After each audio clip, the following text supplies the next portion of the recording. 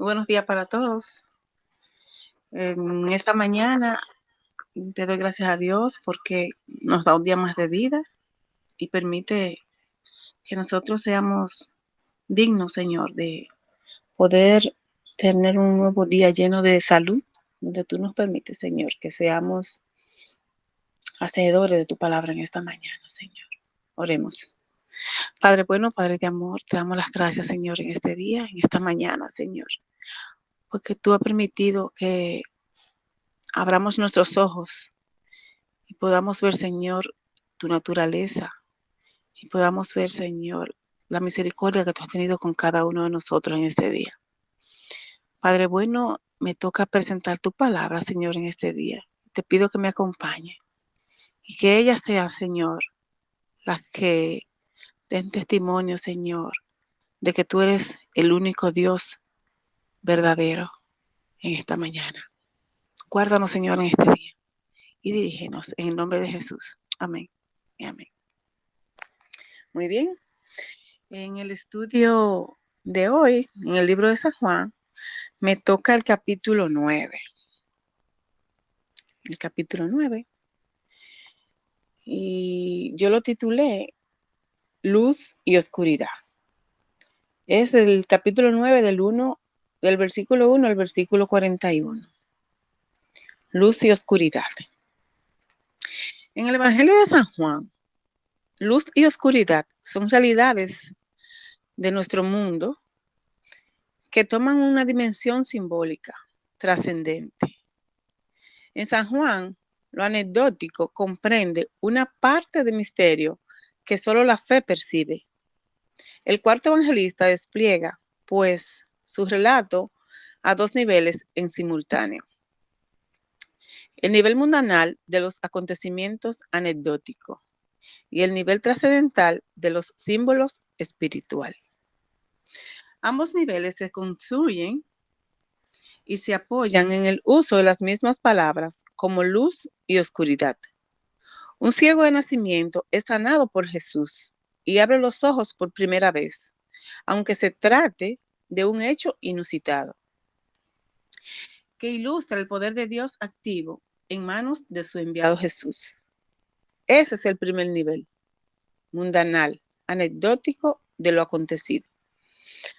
A un nivel más profundo, se trata de la iluminación cristiana de este hombre, quien adquiere vida nueva y discernimiento entre lo bueno y lo malo. Veamos. Jesús nos brinda el aviso de que hay un segundo nivel de significado y la clave para descubrirlo cuando nos dice, mientras estoy en el mundo, luz soy del mundo. Esto está en el versículo 5.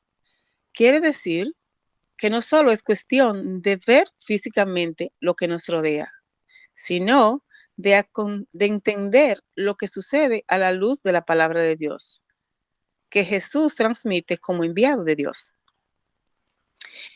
El ciego de nacimiento obtiene la capacidad de ver lavándose en el estanque de Siloé, según le ordena Jesús. El evangelista se detiene a propósito en su relato para hacer hincapié en el significado de la palabra Siloé, enviado. En el versículo 7 dice, y le dije, ve a lavarte en el estanque de Siloé, que traducido es enviado. Fue entonces y le salvó y se lavó y regresó viendo como Jesús acaba de identificarse como el enviado de Dios. En el versículo 4, me es necesario hacer las obras del que me envió, entre tanto que en el día dura. La noche viene, cuando nadie puede trabajar. Caemos en la cuenta de que, en un cierto sentido, el ciego de nacimiento ha sido alabado en Jesús. Verdadero Siloé. Esto sucede después de que Jesús untó los ojos del ciego con lodo hecho de tierra y de saliva de su boca. En el versículo 6 nos dice, dicho esto, escupió en tierra e hizo lodo con la saliva y untó con el lodo los ojos del ciego.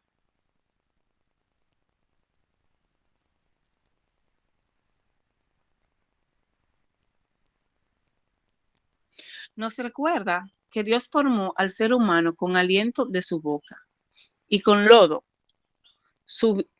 que subía de la tierra, un vapor que regaba toda la faz de la tierra. Entonces Jehová Dios formó al hombre del polvo de la tierra, sopló en su nariz aliento de vida y fue el hombre un ser viviente. Eso está en Génesis 2, del 6 al 7. La alusión al Génesis es más evidente aún para los lectores de la antigüedad, pues en el idioma del origen del relato, el griego, la expresión de nacimiento que califica la ceguera del hombre en el versículo 1 se dice ek, génetes, lo que podríamos traducir literalmente como desde un génesis o desde un principio. El ciego de nacimiento es hecho hombre nuevo por Jesús con el poder creador de Dios. Otro detalle significativo que pasa desapercibido en nuestras traducciones es el verbo untar, que en griego es el mismo que el verbo ungir, es pekrisen.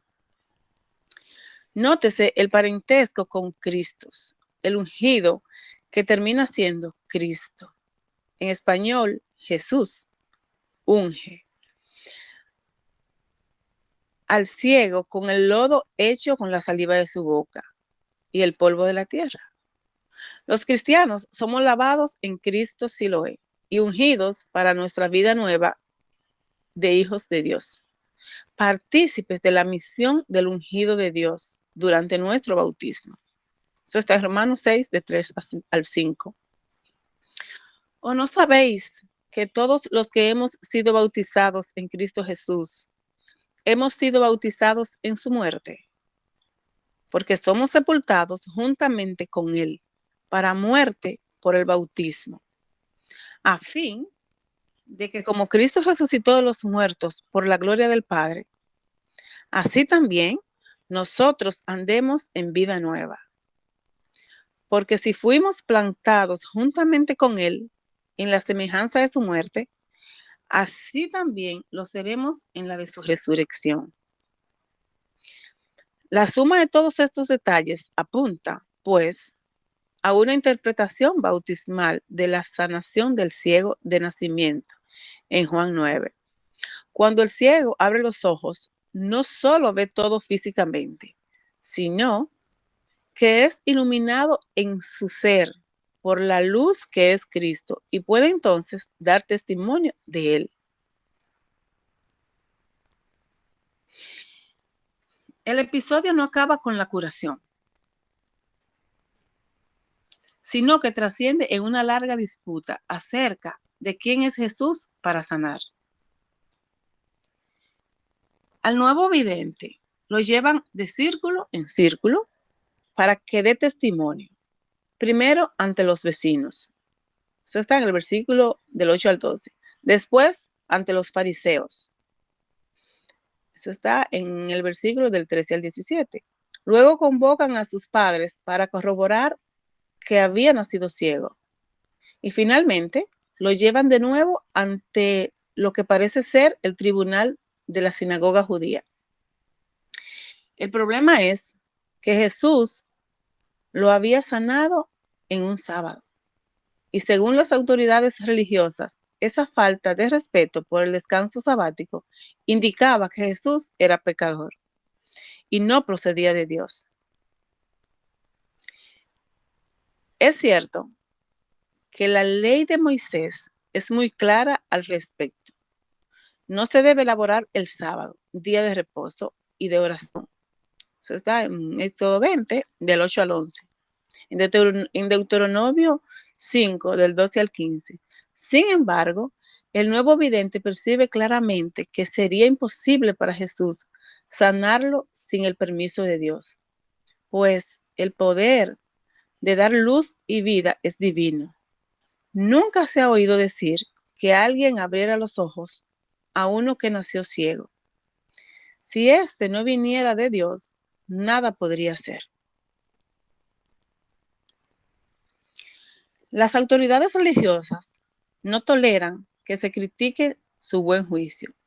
Declaran pecador al ciego curado y lo expulsan de la sinagoga. En el versículo 34, desde un punto de vista mundano, el ciego sanado pierde credibilidad y comunidad. Lo pierde todo, salvo su nueva capacidad de ver, física y espiritualmente. Un poco como la samaritana en Juan 4. Él ha ido profundizando su conocimiento de Jesús. Al comienzo no sabe dónde está Jesús, solo sabe cómo se llama ese hombre. Luego, testigo de su propia sanación y de la división doctrinal entre los fariseos, declara que Jesús es profeta. En el versículo 17, sus padres lo abandonan por medio de las autoridades judías. A pesar del riesgo que corre, sigue dando testimonio a favor de Jesús. Enfrenta a las autoridades y refuta sus argumentos. Cuando Jesús lo encuentra después de que lo expulsan, el nuevo vidente cree en Jesús y se postra ante él, adorándole. En el versículo del 35 al 38, se ve, pues, que hay un abrir de ojos más profundo del que sucede en el plano material, a un nivel de inteligencia, de la fe y de discernimiento espiritual entre lo bueno y lo malo. Los fariseos han recorrido al camino inverso. De videntes en el plano material se han enceguecido en el plano espiritual, rechazando voluntariamente la luz de Jesús. El pecado no consiste en nacer ciegos de nacimiento, y espiritualmente todos y todas somos ciegos y ciegas. El pecado consiste en decir vemos y sabemos por nuestra cuenta, encerrándonos en la oscuridad de un mundo sin la luz sanadora del enviado de Dios. ¿Quién puede juzgar? En este texto leemos que los judíos debaten quién puede perdonar y o juzgar. Un hombre ciego de nacimiento es sanado. Y mientras que los discípulos, los vecinos, los padres y los judíos entendían que nacer ciego es el resultado de un pecado, Jesús tiene un punto de vista diferente. Jesús está más preocupado por regresar sus ovejas al rebaño que por argumentar quién es culpable del pecado. Las autoridades en el versículo 24 dicen que Jesús es un pecador, pero el hombre, ahora discípulo, no juzga a Jesús.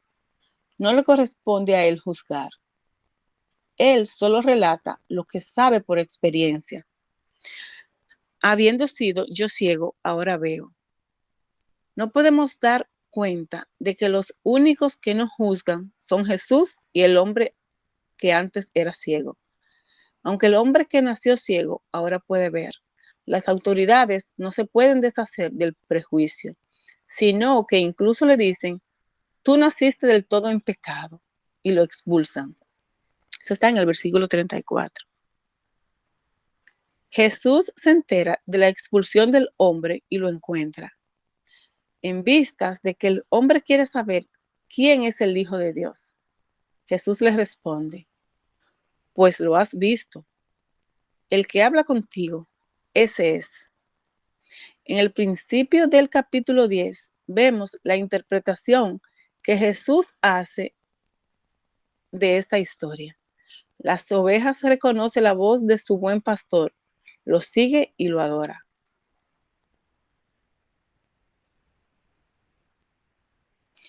Escucho a mucha gente decir que alguien estaba sufriendo como consecuencia de un pecado.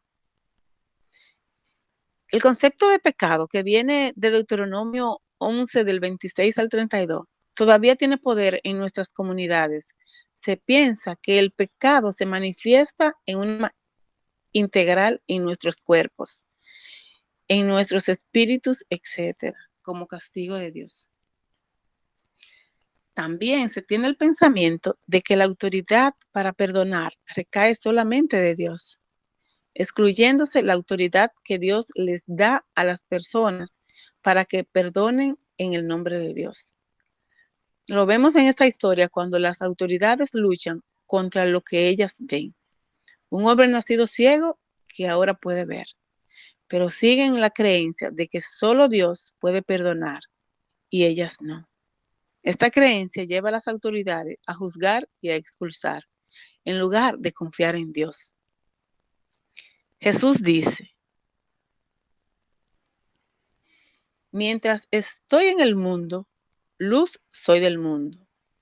También dice, para juicio he venido yo a este mundo, para que los que no ven, vean, y los que ven sean cegados. En el versículo 39, Jesús juzgó al hombre que nació ciego, pero no lo juzgó para expulsarlo, sino para hacerlo parte de su rebaño. A nosotros muchas veces nos encanta juzgar, pero no queremos saber nada de que otro nos juzgue a nosotros.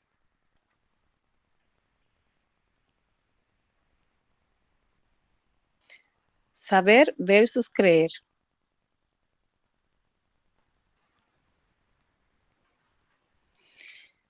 En San Juan se relata el milagro de cada grupo y se les provee evidencia. Algunos de los vecinos no podían creer que estuvieran viendo la misma persona que antes era ciega.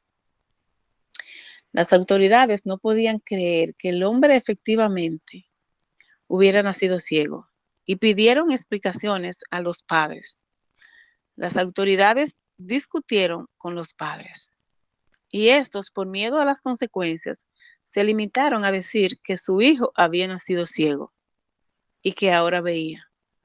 Luego, las autoridades pidieron la opinión del hombre que una vez había sido ciego. Y aún después de escuchar su explicación, no le creyeron. El hombre les preguntó si querían creer y hacerse discípulos de Jesús. Y las autoridades le contestaron que eran discípulos de Moisés y no de Jesús, porque tenían la certeza de que Dios había hablado con Moisés, pero no conocían a Jesús. El hombre sanado de su ceguera da testimonio con una lógica que hace difícil no creer. Pero en lugar de creer, las autoridades decidieron no escuchar. Las autoridades siguieron en su necedad. Acuérdense que dice la palabra, a los suyos vino y no le conocieron. Wow. En una historia de la vista, el oído también es importante. El hombre ciego desde su nacimiento escuchó la voz de Jesús y a partir de entonces su vida fue cambiada. El hombre escuchó las instrucciones de Jesús y las obedeció, con el resultado de que sus ojos fueron abiertos y empezó a ver. Al principio fue interrogado por sus vecinos. No todos podían creer que fuera el mismo hombre, que antes era ciego. Y hasta cierto punto tenían razón, porque con la vista se convirtió en un nuevo hombre. Ante la pregunta, ¿cómo te fueron abiertos los ojos? El versículo 10, su primera respuesta fue que lo había hecho aquel hombre que se llama Jesús. Pero la historia no terminó allí, porque le volvieron a hacer la misma pregunta otras veces y su respuesta fue cambiando. Cuando le hicieron la pregunta por segunda vez, respondió que le había abierto los ojos un profeta. Y finalmente confiesa que Jesús es su Señor y que cree que es el Hijo de Dios. En el versículo 36 y 38, en el proceso de contar lo que le ha pasado, el hombre se vuelve discípulo de Jesús y su historia se convierte en una confesión de fe. El hombre quiere saber quién es el Hijo de Dios. Y Jesús les responde, pues lo has visto. El hombre no solamente recibe la vista física, sino también la espiritual.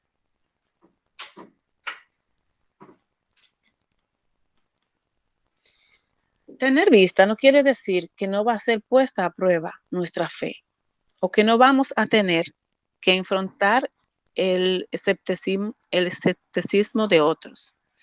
Por eso el hombre curado de su ceguera nos da un ejemplo. Siguió compartiendo su experiencia y actuó sin miedo. A veces, cuando pasamos por un cambio en nuestras vidas, no es fácil aceptarlo para las personas con quienes estamos relacionados. En una forma similar, a veces es difícil para las personas que entran a la iglesia estar abiertas a conocer algo diferente de lo que han conocido y dejar que su vida cambie. Los cambios pueden ser dolorosos, pero el Evangelio nos invita a que en lugar de rechazar, abramos las puertas a lo desconocido, a que simplemente estemos presentes en el proceso de cambiar y no tratemos de definir o de rechazar los cambios que se nos presentan. Quizás al principio solo podamos decir, no sé, como el hombre que fue curado de su ceguera, pero podemos confiar en que una vez que comencemos a transitar por este camino, también nosotros recibiremos el regalo de una nueva vista y el llamado a ser discípulos de Jesús. Quizás hemos estado ciegos y este puede ser el inicio de una vida de fe como discípulos, escuchando los testimonios como Jesús trabaja y dispuestos a verlo en vivo y en directo. También nosotros. Esta es la importancia de leer la palabra de Dios para conocerlo y creer.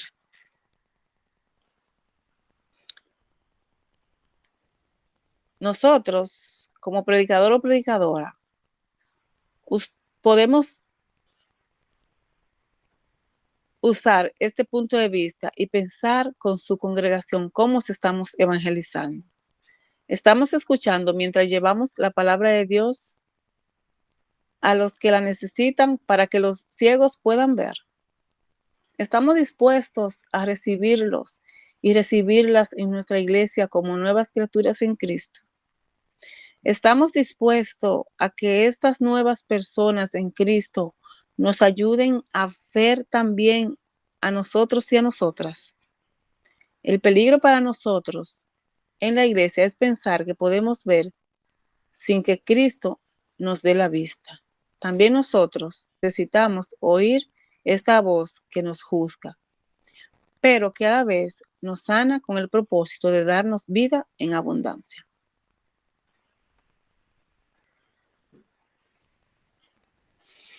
Que Dios les bendiga mucho, hermanos. Gracias le doy a Dios porque su palabra no nos llega a nosotros vacía. Oremos. Querido Dios, te seguimos dando gracias, Señor, en este día. Porque así como tú, Señor, abriste los ojos del ciego que nació de nacimiento, a nosotros, Señor, permite que sigamos siendo luz, Señor, que tú nos abras los ojos y que podamos ver, Señor, las cosas espirituales. No como los judíos, Señor, que te rechazaron, tú estando ahí con ellos. Permite, Señor, que nosotros abracemos tu palabra y que te conozcamos más, Señor, cada día. Siendo ejemplo, Señor, para otro y brindando el amor, Señor, que tú nos mereces a cada uno de nosotros. Danos un lindo día, Señor, y permite que tu palabra, Señor, siga creciendo y llegando a lugares y a personas, Señor, que no te conocen. Síguenos guiando y cuidándonos. En el nombre de Jesús. Amén y amén.